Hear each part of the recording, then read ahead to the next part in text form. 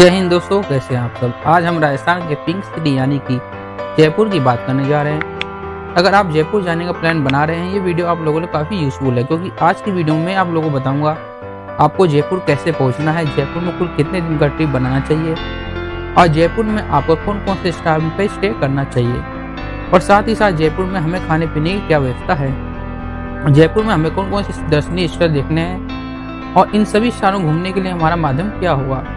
और वीडियो के लास्ट में हम ये भी जानेंगे कि जयपुर सिटी घूमने के लिए एक दिन का एक आदमी का कुल खर्चा कितना आएगा।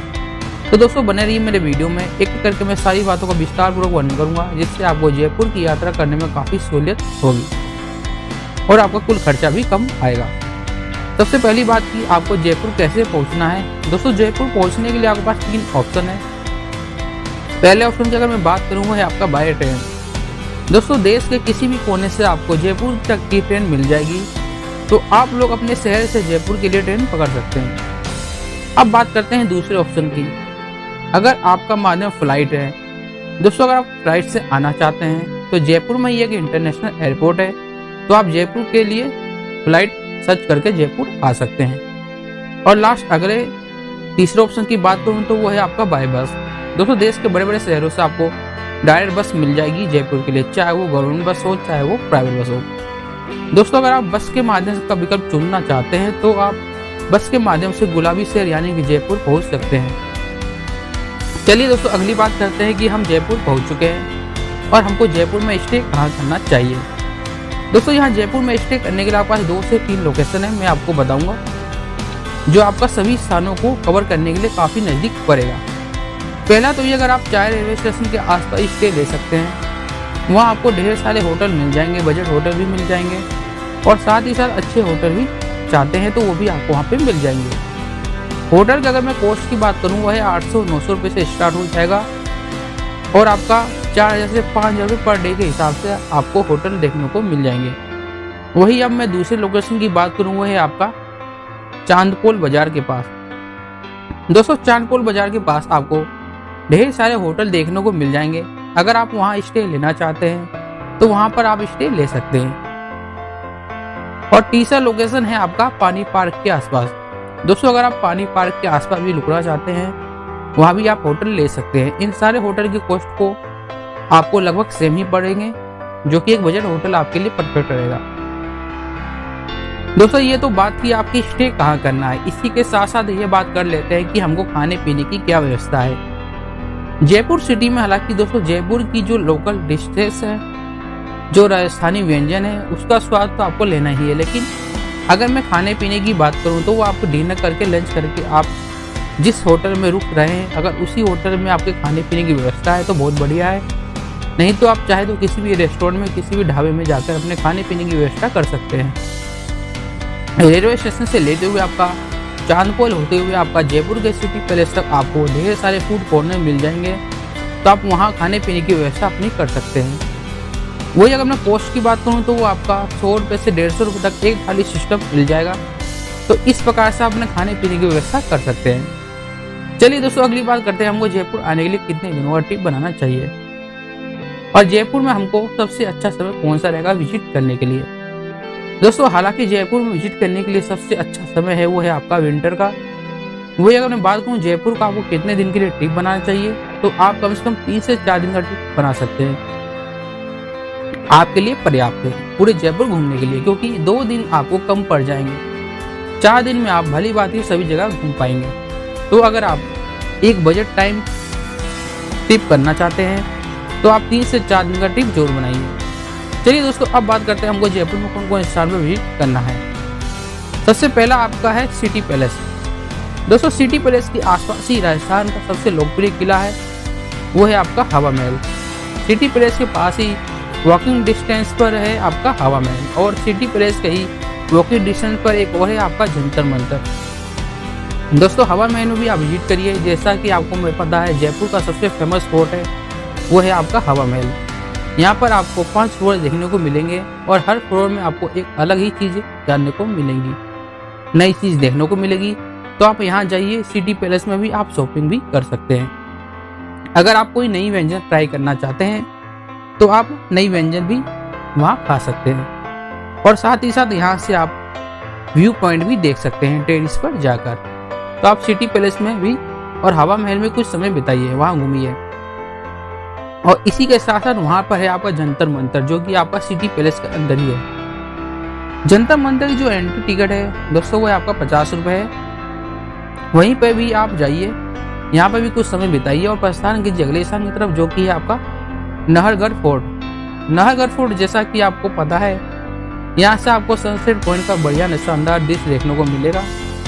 इस महल की अलग ही एक सुंदरता है, अनोखा दृश्य आपको देखने को मिलेगा जब आप इस महल को देखेंगे, जिसका नाम है नाहरगढ़ फोर्ट। दोस्तों नाहरगढ़ फोर्ट में जो एंट्री टिकट है वो आपको 50 रुपये है। यहाँ पर भी आप जाइए दोस्तों, यहाँ से पास में ही आपका एक बना हुआ है जयपुर जू। यहाँ भी आप जाइए, जू में भी कुछ समय व्यतीत कीजिए, वहाँ के चिड़ियाघर में भी घूमिए और प्रस्थान कीजिए अगले स्थान की तरफ, जो कि आपका है जल महल। दोस्तों जल महल जैसा कि आप देख रहे हैं कि इस लेक के बीचों बीच ये महल है। यहाँ भी आप जाइए, कुछ समय यहाँ भी व्यतीत कीजिए। इसी से कुछ दूर और अगर आप जाएंगे तो आपका पड़ेगा जयगढ़ फोर्ट। दोस्तों जयगढ़ फोर्ट को इसको चील का टीला भी कहा जाता है, यानी कि हिल ऑफ ईगल भी कहा जाता है। यहाँ भी आप जाइए, यहाँ भी घूमिए, इस किले का अनोखा दृश्य देखिए। साथ ही साथ इस फोर्ट के अंदर आपको मंदिर, संग्रहालय, महल, ये सब सारी चीजें आपको यहाँ पे देखने को मिलेगी। तो यहाँ भी आप जाइए, कुछ समय यहाँ व्यतीत कीजिए और प्रस्थान कीजिए अगले स्थान की तरफ, जिसका नाम है आमेर फोर्ट। दोस्तों आमेर फोर्ट में आपको 2 दरवाजे मिलेंगे, एक मिलेगा फ्रंट और एक मिलेगा आपका बैक। अगर आप टैक्सी बुक किए हुए हैं और अगर आपने कोई गाड़ी हायर भी की हुई है तो आप बैक साइड से जाइएगा, क्योंकि वहाँ पर आपको प्रवेश करने का जो वॉकिंग डिस्टेंस होगा आपका थोड़ा सा कम पड़ जाएगा। तो आप बैक साइड से ही जाइएगा। 100 रुपये यहाँ पे एंट्री चार्ज होती है। इस आमेर फोर्ट में प्रवेश करने के लिए दोस्तों यहाँ पर 3 कोर्टियार है और इसी आमेर फोर्ट में ही दोस्तों बना हुआ एक शीश महल।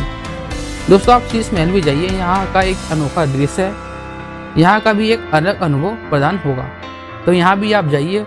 यहाँ आमेर फोर्ट में दोस्तों आपको महल मिलेंगे, स्नानघर मिलेंगे, रसोई घर मिलेगा और बहुत सारी चीजें आपको देखने को मिलेगी। और प्रस्थान कीजिए अगले स्थान की तरफ, जो कि है आपका कनक घाटी टेम्पल। दोस्तों कनक घाटी टेम्पल, यहाँ पर भी छोटा सा मंदिर है और मंदिर के साथ ही साथ यहाँ पर बना हुआ है छोटा सा गार्डन।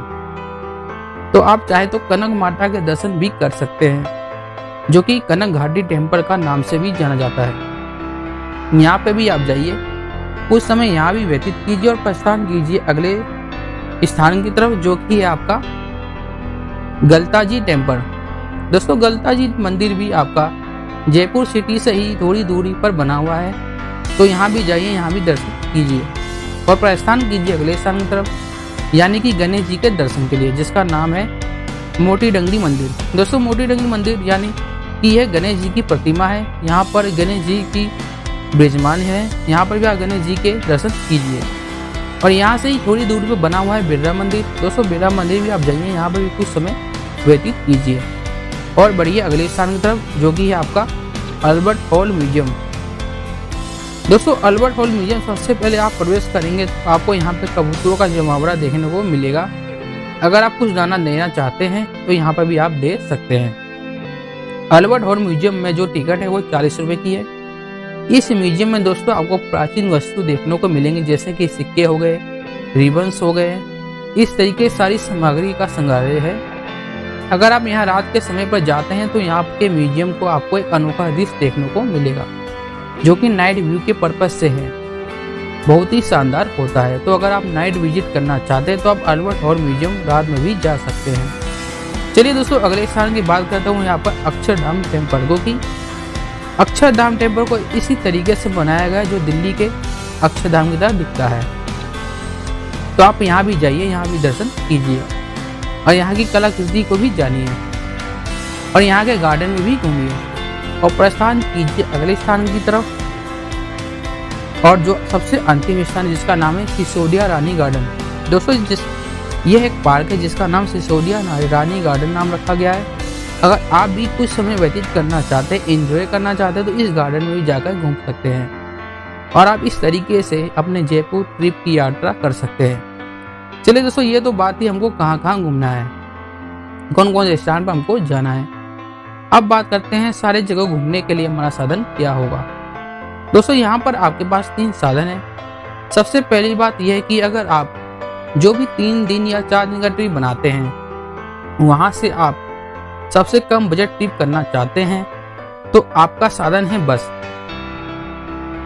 दोस्तों यहाँ पर आपको स्टेट ट्रांसपोर्ट की बस चलती है, तो आप बस के माध्यम से 10 रुपये, 20 रुपये, 30 रुपये देकर इस सब जगह पर घूम सकते हैं, जो कि आपका सबसे चीपेस्ट मोड होगा। दूसरा आपका वहाँ पर आता है वो है आपका स्कूटी। जयपुर में आपको स्कूटी मिल जाएगी जो आपका 200-300 रुपये पर डे के हिसाब से लेते हैं। वहाँ पर आपको अपना एक ID प्रूफ देना होगा और आप स्कूटी लेकर इन सब जगह पर कम बजट में घूम सकते हैं। अब हम लास्ट यानी तीसरे विकल्प की बात करते हैं। वहाँ पर आप टैक्सी ले सकते हैं या आप जो भी कैब वाला चार्ज लेगा 2000 से 2500 तक लेगा और आपको इन सब जगह पर घुमा देगा और वापस आपको होटल पर ड्रॉप कर देगा। दोस्तों ये जो मैंने कॉस्ट बताया वो आपका 1 दिन का बताया है। इस तरीके से आप जितने भी टैक्सी करेंगे इस तरीके से फेयर का इंक्रीज होता रहेगा। चलिए दोस्तों लास्ट बात करते हैं कि आपको जयपुर सिटी घूमने के लिए एक व्यक्ति का कुल खर्चा कितना आ जाएगा।